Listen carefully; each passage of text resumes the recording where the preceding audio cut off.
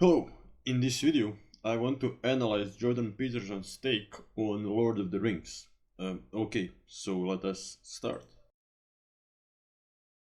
But I've come to understand something over the last 8 years that I didn't understand in the beginning, as certainly not as well anyways, is that liberal individualism only works when the collective is so well established that you can take it for granted. Yes. So as long as the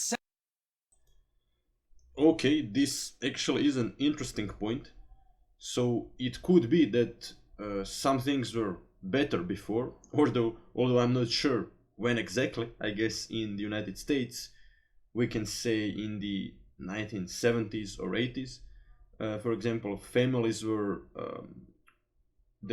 much more stable. Birth rates were also much more stable, but now, why was that the case? Like, was it that collective values were much more well defined?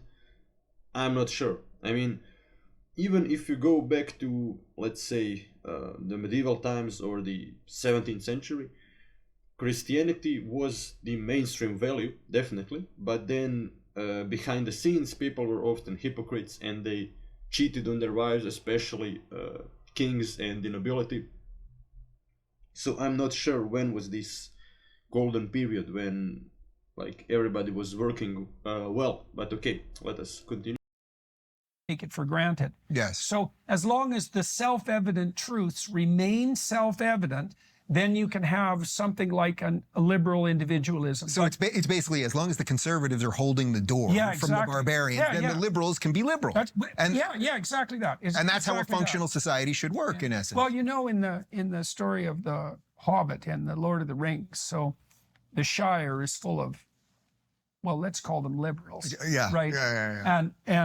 And they're smoking some stuff. They're hobbits, and they're all pursuing their own thing, and they think their little kingdom is everything. But you know, the borders are protected by the Striders. Aragorn is one of them, and it turns out that he's the descendant of ancient kings. And that's exactly right. It's like, as long as the perimeters are defended by the descendants of ancient kings, then there can be freedom inside the walls. And so, you know, I've been criticized, the more public books I've written have been criticized for, what would you say, making a case out of the self-evident. Okay, so Peterson makes an interesting case. He argues that hobbits symbolize liberals. Well, okay, so the fascinating thing about LOTR is that both sides of the political spectrum can very easily identify with the good guys, the hobbits or even Gondor. So Tolkien obviously was, by the standards of today, definitely a Christian conservative. He liked liberalism, the British Empire, and stuff like that. But what's interesting about the hobbits, when you look at their society, it's basically anarcho-capitalism. I mean, Tolkien never uses that term, but they're anarchists, which does seem to be something leftist.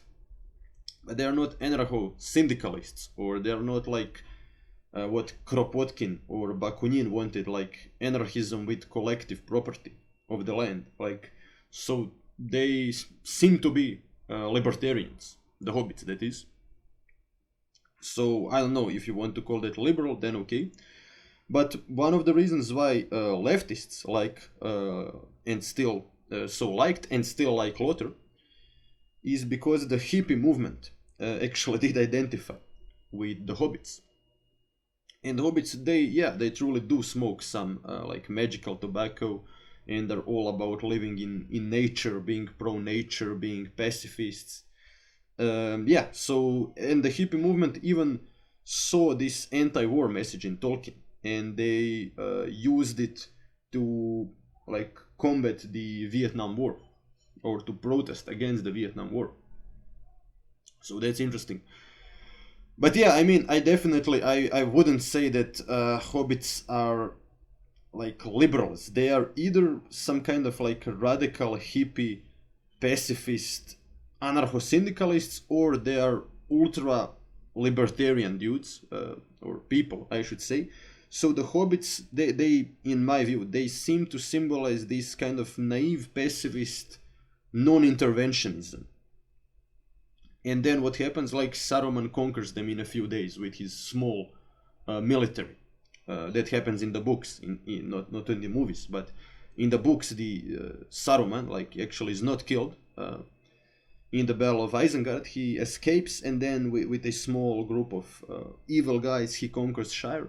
And then Frodo at the end needs to fight him, like the cleansing of the Shire. That is actually George R.R. Martin's favorite chapter of LOTR. But yeah, I mean, Peterson seems to be missing the point. So the pacifism of the Hobbits is not liberal.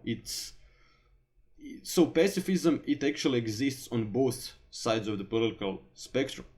It can be seen in these isolationist tendencies of the right wing, which I find to be just bad. Like, you can see it in this idea, like, I don't give a damn about what happens in Ukraine, not my problem. And you can see it in this naive leftist pacifism, like, no, but if we help Ukraine, then evil guys that make guns will make money. Well, yeah, like, they will, but you can then say that about all other wars that were just, like World War II or the Korean War, even, I would say, was a just war from the American perspective. But okay, let us continue. For, what would you say, making a case out of the self-evident. But we are at a point where the self-evident is no longer self-evident and needs to be explained and defended. And that's actually, what would you say, that's what's turned me into a conservative, to the degree that I am a conservative. It's like, well, all these things that are self-evident have to be restated and also explained. You know? Right. You wouldn't have had to have written 12 Rules for Life had the system been operating properly. Right. That's the point. You would think in the year 2000, when you wrote it, 2017, 16, whatever it was, that had the world actually been operating as it should have with all the advancements of humanity, it would not be necessary to say things that are just, why would you pet a cat when you walk by it? Well, there's a reason. There's actually a reason. You remember, wait, I'll tell you a funny story in a second. So, okay. I think I can finish with this segment. So Peterson actually, in the end, says that sometimes people need to hear simple truths, which I agree, and that made him a conservative, which he didn't really clarify why exactly. I mean, I do agree that the far left seems to not understand some, like, pretty basic stuff. Like for example, pacifism is not always good, or we can talk about, like, transgender women in sports and stuff like that, but there is certainly a large percentage of the right, political right in the United States, that also seems to not understand, like, basic truths. For example, everybody's outraged about the Democrats being corrupt, which, okay, they should. Then it turns out that Trump is even more corrupt, and nobody cares. It's not even a talking point. Like, who cares about corruption? Suddenly becomes the argument. But okay. That's all for today, and don't forget to like, share, and subscribe for more videos like this one.